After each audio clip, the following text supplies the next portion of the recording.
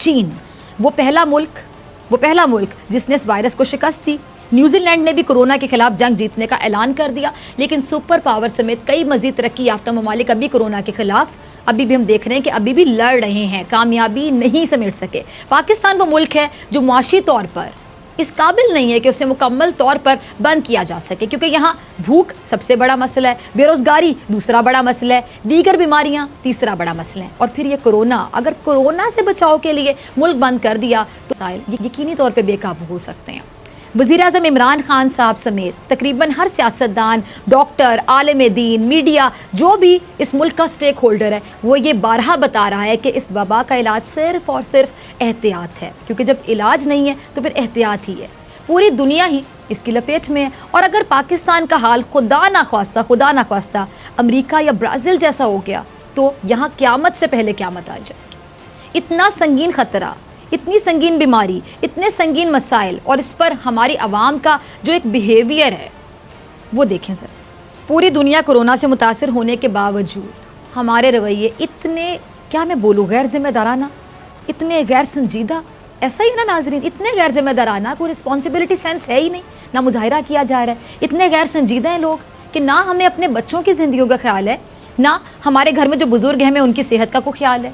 किसी की ज़िंदगी, किसी की सेहत की हमें परवाह नहीं है। मैं तो अपनी ज़िंदगी और सेहत की परवाह नहीं है। ये जो रवैया आपने देखा, ना अपना को ख्याल है। और बात सिर्फ यहीं तक नहीं रुकी, बल्कि कुछ लोगों के नज़दीक तो कोरोना नाम की कोई चीज़ एग्जिस्ट ही नहीं करती, दुनिया में है ही नहीं, और ऐसे अनमोल अरस्तू हमारे ही माशरे में पाए जाते हैं। ये वाकई बीमार है, और सबसे पहले इसी भाई का इलाज होना चाहिए। आप लोग अग्री करेंगे मेरी बात से। सरकारी तौर पर हुकूमत इसके इलाज के अखराजात बर्दाश्त करे, क्योंकि ऐसे अफराद ही अपने अपने घर वालों के और दूसरों के दुश्मन बन जाते हैं। आँखों देखी हकीकत हम तस्लीम करने को तैयार नहीं। अजीब लोग हैं हम, जिनके प्यारे मर रहे हैं। हम उन लोगों की तकलीफ़ का ही अगर एहसास कर लें तो फिर शायद एहतियात के नाम पर हम कुछ कर सकें। ये जहालत है या हमाकत है कि इसी मुआशरे में दिमागी तौर पर, जिस्मानी तौर पर बिल्कुल सही अफराद इस किस्म की बातें कर रहे हैं। अब मुझे कोई बताइए कौन सी बीमारी है, ये कैसी नफ्सियाती कैफियत है? इसी पे बात करूँगी और बहुत से सवालात का जवाब तलाश करने की कोशिश करूंगी इन मौजूद मेहमान से। किसी तारुफ के मोहताज नहीं। प्रोग्राम में आज हमने दावत दी है प्रोफेसर डॉक्टर मोइज़ हुसैन साहब को। आप बहुत से टीवी चैनल्स पे देखते होंगे डॉक्टर साहब को। डॉक्टर साहब बहुत शुक्रिया आपका ज्वाइन करने के लिए। डॉक्टर साहब, पूरी दुनिया इस वक्त हम देख रहे हैं कि कोरोना से लड़ रही है, और हमारे माशरे में जो रवैया है सबसे ज़्यादा तो आपने नज़र रखी होगी, हम लोगों की नज़रों से भी गुजरता है, तो आप तो बहुत परेशान भी होते हो कि इतनी गैर जिम्मेदाराना रवैया कि रे कोरोना तो एग्जिस्ट ही नहीं करता, कोरोना कहाँ पर है, ये तो साजिश है। कैसे आप डिफ़ाइन करेंगे, एक्सप्लेन करेंगे इन लोगों के रवैये को? क्या कहेंगे? इनको जहनी बीमार कहेंगे, नफ्सियाती बीमार कहेंगे, या कोई तीसरा नाम आपके जहन में ऐसे लोगों के लिए? बिस्मिल्लाहिर्रहमानिर्रहीम, अस्सलाम वालेकुम फ़िज़ा। बहुत अहम सवाल है, और ये लम्हा फ़िक्रिया है हम सब के लिए। मैं लोगों से मिलता हूँ बाज़ार में, तो आप कह रहे हो अक्सर लोग ये कहते हैं कि ये दुश्मन की साजिश है, मगरिब साजिश है, और ये है कि कोई चीज़ नहीं है। मैं एक फल वाले के पास फल लेने गया, उसने मास्क नहीं पहना था। मैंने कहा मास्क क्यों नहीं पहना? वो कहते जी अल्लाह बहुत बड़ा है, कोरोना क्या चीज़ है, अल्लाह बहुत बड़ा है, कोरोना कुछ नहीं कर सकता हमारा। अब मैं क्या करूँ? अफसोस करके चला गया कि किसी ने इसको ये नहीं सिखाया कि रब ने ये कहा है कि अमल तुम करो, नतीजे का मैं ज़िम्मेदार हूँ, नतीजा मैं दूँगा। तो अगर हम इस बीमारी का नाम लें तो ये बीमारी को हम कहेंगे जहालत। अच्छा, जहालत जो है वो अनपढ़ के पास नहीं होती, पढ़े लिखों के पास भी जहालत होती है। जहालत उस कैफियत को कहते हैं कि जब इंसान एक स्टेट ऑफ डिनाइल में होता है, स्टेट ऑफ डिनाइल में होता है, यानी आपके सामने एक हकीकत है। चलो पाकिस्तान में तो हम जानते हैं कि हमारे सियासतदान भी फुद्दू बनाते हैं, हमारी रियासतें भी करप्ट हैं, बहुत सारी चीज़ें हैं, मगर ये बाहर की दुनिया के अंदर जो वबा फैली है, जिसने एटॉमिक, बड़े बड़े एटॉमिक पावर्स को, दुनिया की सुपर पावर को घुटने टेकने के मजबूर कर दिया, तो क्या ये ख्याल में हमारा वहम है या किसी दुश्मन की साजिश है या किसी ने स्पैम पे भेजा है? तो ये जो जहालत है, उस जहालत का इलाज नहीं है। वजह इसकी है कि ना हमारे तालीमी इदारों में शऊर दिया जाता है। जहालत का एब्सेंस है, मतलब शऊर ना होना, लाशऊर। अकल हमारे में बहुत है, हमसे ज़्यादा अक्लमंद बहुत कम अक़वाम है। हम मिलावट में माहिर हैं, हम जुगाड़ करने में माहिर हैं, हम हर चीज़ में माहिर हैं, मगर जहाँ शऊर हो, शऊर हमारे पास है ही नहीं।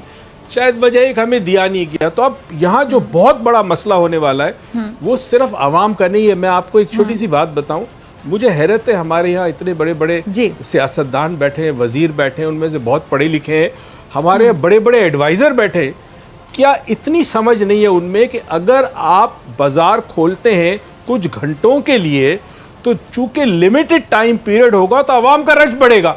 क्या आप ये अनाउंस नहीं कर सकते कि ठीक है जी 24 घंटे बाजार जिसको खुला दुकान खुली रखे? जब वक्फा ज़्यादा होगा, टाइम ज़्यादा होगा तो हुजूम नहीं होगा, जब हुजूम नहीं होगा तो लोग एक दूसरे से करीब नहीं होंगे। आपने खुद देखा होगा, कई चैनल्स पे मैंने देखा, जब पहले दिन लॉकडाउन नरम हुआ उसके बाद लोग इस तरह टूटे जैसे पता नहीं कोई मुफ्त में खाना बट रहा हो, मुफ्त में कपड़े बट रहे हो। और ऐसे पढ़े लिखी अच्छी खवातीन और मर्द जो अच्छी फैमिली से थे वो भी इस तरह घुसे दुकानों के अंदर क्योंकि उनको सूट्स लेने थे, कपड़े लेने थे। तो अब ये जहालत उस कौम में ख़त्म होती है जिस कौम में लीडरशिप हो जो उनको शऊर दे। तो जब हमारी लीडरशिप की ये हालत है कि उनके पास खुद शऊर नहीं है इस चीज़ का कि हमें किस तरह लोगों को बचाना है, तो आप क्या एक्सपेक्ट करती है किसी और से?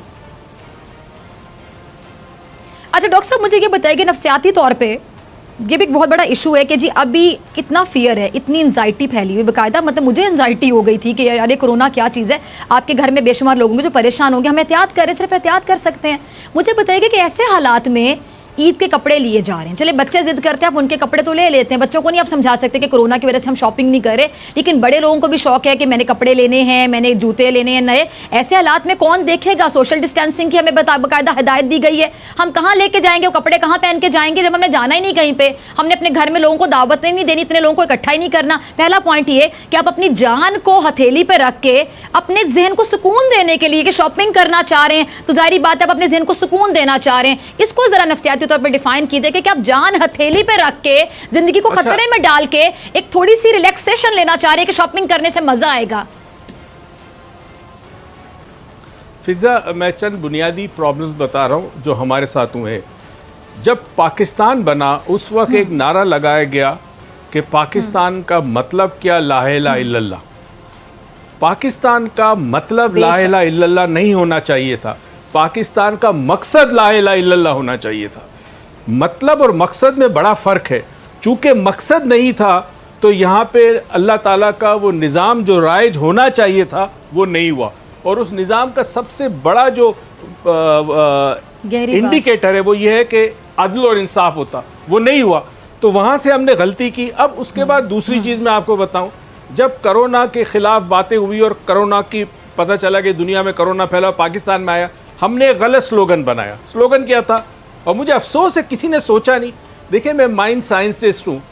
इंसान जो अल्फाज बोलता है ना या सुनता है, जहन में उसके इमेज बनता है। ब्रेन हमारा लफ्ज़ों पे नहीं चलता, हर लफ्ज़ का ब्रेन एक तस्वीर बनाता है, एक खाका बनाता है। आपने स्लोगन दिया कोरोना से डरना नहीं लड़ना है, ये भी गलत है, क्योंकि अब ये सारी आवाम आ गई है, क्योंकि उनको पता है कि हम तो बड़े लड़ाके, हमने तो इंडिया के साथ इतनी जंगें ली, हमसे कोई जीत नहीं सकता। स्लोगन ये होना चाहिए था कि कोरोना से डरना नहीं बचना है। अगर ये स्लोगन पहले दिन से आता तो लोगों के जहन में बचने का तस्वुर आता या लड़ने का तस्वुर हो गया। तो अब बचने के लिए अब हम बार बार कह रहे बचोगे कैसे? तीसरी चीज़, social distancing is also a wrong word. Social distancing का मतलब है समाजी तौर पर दूर होना। असल में ये वर्ड होना चाहिए फिजिकल डिस्टेंसिंग। मैं पाकिस्तान के लिए कह रहा हूँ क्योंकि शऊर नहीं है ना। दुनिया के लिए सोशल डिस्टेंसिंग बिल्कुल परफेक्ट है, बिकॉज वो समझते हैं। हमें ये कहना था जी जिस्मानी तौर पर आप दूर रहें, आपने ये भी नहीं किया। तो हुआ क्या, ईद आपके चंद दिन के बाद आपकी ईद है, बाज़ारों में रश है, लोग मेहंदियों के लिए फ़ोन आ रहे हैं ख़वातीन का, जी आप अपने ऑर्डर बुक कराएं, हम आपको बुकिंग टाइम देंगे क्योंकि हमारे पास रश बहुत है। अब ये मेहंदी लगा के कपड़े नए बना के आप कहाँ जाएंगे? आप यकीनन जाएंगे। फिजा, ये मेरी बात याद रखना, ये कोई अमल नहीं करेगा, जाने के लिए बना रहे हैं ना कपड़े, जाएंगे। और ये भी मैं आपको गारंटी, बगल गिर भी होंगे, गले भी लगेंगे। देखिए, अभी आपने कहा साउथ अमेरिका के अंदर, सॉरी मैं की बात काट रही हूँ, देखिए जितना रश बाजारों में है उसको देखकर अंदाजा लगाया जा सकता है। ये तो इसमें तो जरा भी शक और शुबे की बात नहीं रह जाएगी कि जितने लोग ये बाजार में शॉपिंग करने गए हैं, जाहिर बात है इनके घरों में लोग भी इकट्ठे होंगे, या ये अपने बच्चों को लेकर किसी के घर चले जाएंगे, जी हम खाने पे आ रहे हैं, तो जाहिर बात है ये फिर पार्टियां करने के लिए, गेट टुगेदर्स करने के लिए कपड़े खरीद रहे हैं। तो फिर कैसी सोशल डिस्टेंसिंग? आपकी वाली बात सही कि सोशल डिस्टेंसिंग नहीं, फिजिकल डिस्टेंसिंग, ये एक लफ्ज का इस्तेमाल होना चाहिए, फिजिकल डिस्टेंसिंग चाहिए। दूसरी चीज फिजा, एक चीज याद रखें, जिन माशरों में जी। फिजिकल डिस्टेंसिंग कम होती है, मिसाल के तौर पे जो साउथ अमेरिका है या सेंट्रल अमेरिका है, वहाँ लोग एक दूसरे से फिजिकली बहुत क्लोज मिलते हैं, यानी गले मिलने का रिवाज बहुत है, आमतौर पर बहुत है। जबकि मगरिब के कई ममालिक में रिवाज नहीं है। कई मुल्क ऐसे हैं जहाँ लोग मर्द से मर्द के गले मिलना पसंद नहीं किया जाता, मायूब समझा जाता है। तो जिन मुल्कों में, अभी ब्राज़ील में भी एकदम फैला है, ये इसलिए फैलता है कि वहाँ लोग फिजिकल डिस्टेंस मेंटेन नहीं करते, तो कोरोना ज़्यादा फैलता है। तो हमें आपके चैनल से और तमाम मीडिया को ये बताना चाहिए कि मेहरबानी करके ये जो 4-5 दिन है इसमें संभालो, नहीं तो ये वबा। अच्छा गवाह, मैंने ये बात कही थी आज से कोई महीना पहले कि मई के महीने में हम 50,000 को क्रॉस करेंगे। महीने 1.5 महीने पहले इतना नहीं था। ये वजह ये थी कि जहाँ लॉकडाउन आपने कुछ देर के लिए खोला, टाइम कम था, सबको अपने काम थे, किसी को सब्जी लाना, फ्रूट लाना, गोश्त लाना, सब के सब निकल पड़े और किसी ने एहसास नहीं किया। मैं हैरान हूं, बैंकों के सामने लाइन में लगे हुए पढ़े लिखे अफराद, मुंह पे मास्क नहीं है उनके। बिल्कुल अब क्या करेंगे? और ना हमारे पास अस्पताल है, ना हमारे पास अद्वियात है। एक और चीज जिससे आपने बताया, ठीक है, आप माइंड साइंसेज में एक्सपर्ट हैं डॉक्टर साहब, आप लोगों की नफ्सियात को बहुत अच्छे तरीके से समझते हैं, माइंड को बहुत अच्छे तरीके से समझते हैं। जिस तरह आपने सोशल डिस्टेंसिंग टर्म का बताया कि इसको फिजिकल डिस्टेंसिंग होना चाहिए था, कोरोना से लड़ना नहीं बल्कि कहना चाहिए था कि कोरोना से बचना है। चलें, आपने बताया। फिर एक और सवाल मेरे जहन में आया इसी से रिलेटेड कि जो हम बार बार ये कह रहे हैं, बहुत से लोग ये बात कह रहे हैं, पढ़े लिखे लोग कह रहे हैं पाकिस्तानिया से इम्यूनिटी बढ़ी है, इन्होंने कुछ नहीं होता। हमारे बच्चे तो मट्टी खाते हैं, बचपन में मट्टी सारे बच्चों ने खाई हुई है, और हमारे यहाँ आपको पता है पोल्यूशन इतनी ज़्यादा, हम तो बड़े इम्यून हैं। तो फिर ये चीज़ भी साइकोलॉजिकली कितना अफेक्ट कर सकती है कि हम अपने आप को इम्यून समझ रहे हैं, हमारे अंदर तो बहुत इम्यूनिटी है और ना हो फिर